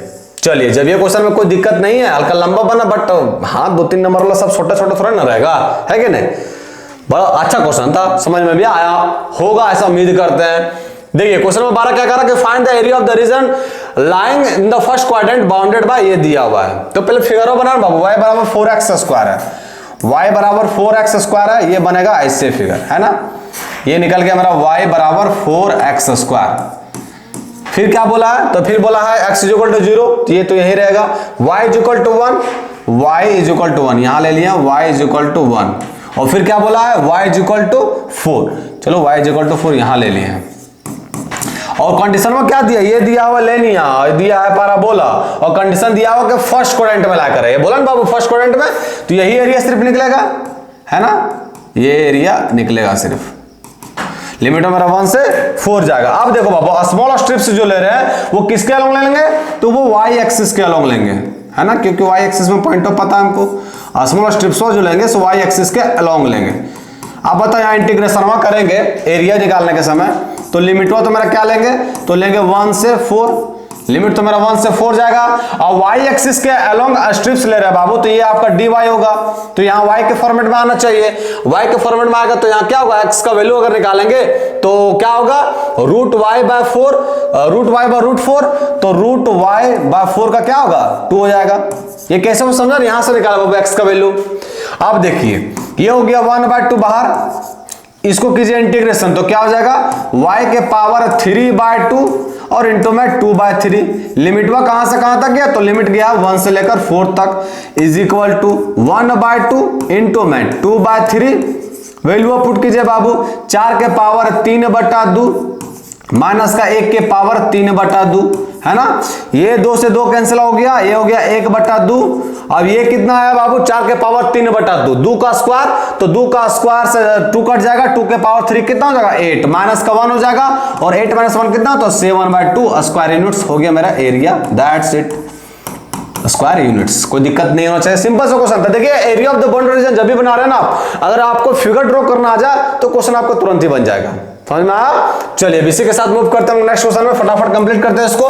नेक्स्ट वन क्या बोला कि find the particular solution of the differential equation dy by dx plus का y। हाँ तो ये तो फॉर्मेट बढ़ रहा है, ये मेरा बन गया p है ना, cot x जो सब मेरा बन गया p, और ये चीज जो पूरा है सो ये बन गया मेरा q, और ये मेरा बन गया cot x p है ना। तो जब p बन गया आइडेंटिटी फैक्टर निकालते हैं, तो आइडेंटिटी फैक्टर कैसे निकालता है, तो e to the power integration of p dx, तो p क्या है cot x, तो यहाँ cot x dx करते हैं, cot x dx, cot x का इंटीग्रेशन क्या होता है, तो log sin x, तो ये log sin x, sin x। अब बताओ अब यहाँ बेस में कुछ नहीं तो ये है, ये से कट गया तो बचा क्या, इंटीग्रेशन हुआ sin x, तो मेरा p क्या गया sin x। अब सॉल्यूशन निकालना है ना, solution of differential equation, solution of differential equation, differential equation, differential equation का सॉल्यूशन निकालना है। कैसे निकालेंगे बच्चे वालों, है ना, तो क्या होगा y इंटू में आइडेंटिटी फैक्टर, इंटीग्रेटिंग फैक्टर है, आइडेंटिटी है इंटीग्रेटिंग फैक्टर क्या है sin x, तो y इंटू में sin x is equal to फिर इंटीग्रेटिंग फैक्टर क्या है sin x और इंटू में q में क्या लिखा है बाबू, तो q में लिखा हुआ है मेरा 2x और प्लस का x square cot x dx, cot x dx है ना। कोई दिक्कत यहां तक, कोई दिक्कत नहीं होना चाहिए। अब सॉल्व कीजिए इसको, ये हो गया y sin x is equal to, इसको करेंगे इसको मल्टीप्लाई कर दीजिए, तो ये 2x sin x और प्लस का x स्क्वायर, और cos x क्या होता है cot x, cos by sin, तो sin से sin कैंसिल हो जाएगा, क्या बचेगा यहाँ cos x हो जाएगा cos x, और बाहर में आपका क्या dx। अब देखिए बाबू इसको जो आइलेट से बनाइए, इसको आइलेट से बनाएंगे तो क्या होता है, आइलेट से बनाएंगे तो आपका sin x बाहर रहेगा, sin x बाहर रहेगा तो sin x बाहर कर दीजिए, 2x मेरा बन गया आपका अलजेब्रा में आ गया, तो x का इंटीग्रेशन क्या होगा, 2 का तो 2 रहेगा, x का इंटीग्रेशन होगा x स्क्वायर बाय 2 कर दिए माइनस का फिर इंटीग्रेशन, sin x का डिफरेंशिएशन क्या होता है बाबू cos x, तो cos x कर दिए, और 2x का इंटीग्रेशन फिर से करना पड़ेगा, तो 2 को कांस्टेंट है तो 2 का 2 रहेगा, और x स्क्वायर का करेंगे तो x स्क्वायर बाय 2 dx होगा, है ना। और ये लिखा हुआ है प्लस का, ये क्या प्लस का x square cos x dx है ना बच्चों लोग। अब देखो ये 2 से 2 कैंसिल आउट हो गया, और यहां भी 2 से 2 कैंसिल आउट हो गया। अब देखो बाबू एक चीज आप लोगों को दिख रहा होगा, कि दिख रहा होगा कि यहां भी है minus cos x square dx, तो यहां है प्लस का x square cos x dx, मतलब ये टर्म और ये टर्म पूरा कैंसिल आउट हो गया ना। आइलेट के थ्रू बनाए, इसको सिर्फ एक्सपेंड किया, उसको एज इट इज रहने दिए। अब ये क्या बन गया, तो ये बन गया मेरा x स्क्वायर sin x है ना, x स्क्वायर sin x बन गया, ये इधर क्या है तो y sin x है, y sin x, और इंटीग्रेशन करें तो प्लस का c तो आएगा ही सभी में, है ना, सभी में आपका प्लस c आएगा ही, तो प्लस c आप लिखना ना भूलें, प्लस का c है ना। अब देखिए हमको पर्टिकुलर सॉल्यूशन पूछा है, y का वैल्यू दिया हुआ है 0, यहाँ 0 रखेंगे तो 0 हो जाएगा, इज इक्वल टू x का वैल्यू क्या दिया हुआ पाई बाय 2, तो ये हो जाएगा pi square by 4, pi by 2 का स्क्वायर करेंगे तो क्या हो जाएगा पाई स्क्वायर बाय 4, और साइन पाई बाय 2 1 होता है, तो 1 हो गया प्लस का c, और यहां से अगर c का वैल्यू निकालेंगे बच्चों लोग तो क्या होगा माइनस का पाई स्क्वायर बाय 4 है ना। अब वैल्यू पुट कर दीजिए इसमें वैल्यू पुट करेंगे तो क्या हो जाएगा, तो ये हो गया y sin x is equal to, ये हो गया आपका x स्क्वायर sin x, और ये c के जगह पर क्या है, तो c के जगह पर आया है पाई स्क्वायर, माइनस का पाई स्क्वायर बाय 4, तो यही मेरा हो गया आंसर, पर्टिकुलर सॉल्यूशन निकल गया। कोई दिक्कत, एकदम दिक्कत नहीं होना चाहिए, बुरा आसान क्वेश्चन था, है ना बच्चों लोग। चलिए जब ये क्वेश्चन में कोई दिक्कत नहीं तो मूव करते हैं नेक्स्ट क्वेश्चन में। नेक्स्ट क्वेश्चन में क्या कर रहा है कि find the sine of the angle between the vectors इतना एंड इतना। अब पहले साइन को गोली में ले, पहले तो एंगलवा निकाल लेते हैं। तो एंगलवा कैसे निकालते हैं, cos थीटा, दो वेक्टर दिया है और उसके दोनों बीच में एंगलवा कैसे निकालते हैं, cos theta a1 into b1। a1 क्या हो गया, a1 तो मेरा यही ना रहता बाबू लोग, ये मेरा a1 हो गया, लिखना पड़ेगा क्या, जैसे a1 मेरा हो गया 3, फिर a2 मेरा हो गया 1, और a3 जो है सो मेरा हो गया 2, है ना। उसी तरह b1 जो है सो हो गया मेरा 2, b2 जो है सो हो गया माइनस का 2, और b3 जो है सो मेरा क्या हो गया, तो B3 क्या दिया 4, तो ये हो गया 4, है ना। A1 3 हो गया, A2 1 हो गया, A3 2 हो गया, B1 2 हो गया, B2 माइनस का 2 हो गया और B3 का 4 हो गया। क्या होता है A1 इंटू में B1, तो A1 इंटू B1 6 हो गया, A2 इंटू B2 प्लस का A2 इंटू B2 तो हो जाएगा माइनस का 2, फिर प्लस का A3 इंटू में B3 तो 2 चौका 8 डिवाइड बाय A1 का स्क्वायर प्लस B1 A1 का स्क्वायर प्लस A2 का स्क्वायर प्लस A3 का स्क्वायर, 3 का स्क्वायर 9, 9 और 1 10 और 10 और 4 14, तो डायरेक्ट यहां 14 लिखते हैं रूट अंडर। फिर होता है रूट अंडर B1 का स्क्वायर प्लस का B2 का स्क्वायर प्लस का B3 का स्क्वायर, तो 2 का स्क्वायर 4 प्लस 2 का स्क्वायर 4, 4 4 8 और 4 का स्क्वायर 16, 16 और 8 कितना हो गया 24, 24 कर दिए, 4 और 4 16, 4 और 4 8, 8 और 16 कितना हो गया 8 और 16 आपका 24 हो गया, 16 24, है ना। चलिए अब देखिए इसको कीजिए सॉल्व, इसको सॉल्व करेंगे तो 6 में 2 गया 4 और 8 4 12 हो गया। इसको देखिए, इसको 14 को लिख सकते हैं 2 गुने 7 एकदम लिख सकते हैं, और 24 को लिख सकते हैं 2 तिया का 6 और 6 चौका 24। अब देखिए यहां से ये हो गया आपका 12 डिवाइड बाय यहां से रूट 2 इसमें भी है, रूट 2 इसमें भी है, तो ये 2 बाहर निकल गया। अब देखिए रूट 4 का स्क्वायर रूट करेंगे, 4 का स्क्वायर रूट तो क्या होगा 2, तो प्लस 2 यहां बाहर निकल गया। यहां रूट के अंदर क्या बचा 7 और यहां रूट के अंदर क्या बचा 3, तो इसको मल्टीप्लाई करेंगे तो 7 तिया का 21 हो गया, 2 दूनी का 4, 4 तिया का 12 हो गया, तो 3 रूट अंडर 21 हो गया। किसका वैल्यू cos थीटा का, लेकिन हमको cos थीटा का वैल्यू पूछा नहीं है, हमसे पूछा कि sin का वैल्यू। तो sin थीटा क्या होता है बाबू, तो sin थीटा होता है root under 1 minus cos square theta, और cos स्क्वायर थीटा क्या है, cos थीटा क्या है 3/21, इसका स्क्वायर करेंगे तो 9/21 इज इक्वल टू 21 में 9 जाएगा कितना बचेगा, 21 में 9 जाएगा तो बचेगा 12, है ना। तो रूट अंडर 12/21 है ना, 12 ना बचेगा बाबू, 12 8 20 और 21 काटिए इसको, 3 चौका 12 और 3 7 21, तो ये क्या हो जाएगा 2/√7। किसका वैल्यू निकल गया, साइन का। हमको साइने पूछा बाबू, कॉस निकालिए पहले एंगलवा, दोनों वेक्टरों के बीच में क्या एंगल बन रहा है वो निकालनी है, और उसके बाद साइन का फॉर्मेट लगा दिए। समझ में आया, कोई दिक्कत नहीं होना चाहिए, एकदम दिक्कत नहीं होना चाहिए। मूव करते हैं नेक्स्ट क्वेश्चन में, find the equation of the plane which is at a distance 3√3 from the origin and the normal to which is equally inclined to the coordinate axis। अब जो बाबू नॉर्मल वो ऐसे इक्वली इंक्लाइंड है coordinate, सभी coordinate axis में। मतलब क्या दिया बाबू, ये हमको दिया हुआ कि cos alpha is equal to cos beta और is equal to cos gamma, ये तीनों इक्वल है बाबू, है ना, ये सब तीनों इक्वल है। अब तीनों इक्वल है बाबू, तो आप लोग को पता होगा ये क्या होता है, तीनों का समेशन, तो तीनों का समेशन जो है cos स्क्वायर अल्फा, अब तीनों इक्वल है तो तीनों में अल्फा अल्फा लिख दे रहे हैं, क्या हो जाएगा cos स्क्वायर अल्फा और प्लस का cos स्क्वायर अल्फा, ये तीनों का समेशन क्या होता है 1 के इक्वल होता है। यहां से निकालेंगे तो ये 3 cos स्क्वायर अल्फा जो है बचवा लोग, ये 1 के इक्वल हो गया। तो यहां से अगर cos अल्फा का वैल्यू निकालेंगे तो क्या होगा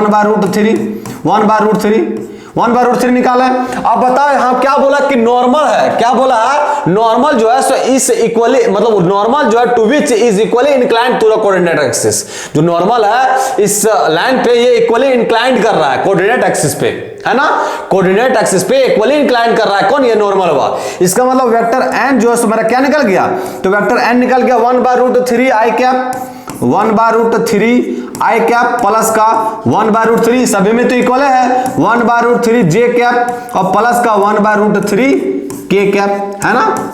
अब बता बाबू ये निकल गया। अब हमको क्या बोला कि find the equation of plane which is at a distance of, और डिस्टेंस में दिया बाबू नॉर्मल में दिया, तो इक्वेशन में क्या होता है प्लेन में के इक्वेशन ऑफ प्लेन क्या होता है, तो इक्वेशन ऑफ प्लेन होता है जब भी आपका डिस्टेंस पता रहे और क्या पता रहे, ओरिजिन से डिस्टेंस पता रहे और आपका नॉर्मल पता रहे, तो उस केस में फॉर्मूला आता है vector r dot vector n is equal to d distance, है ना।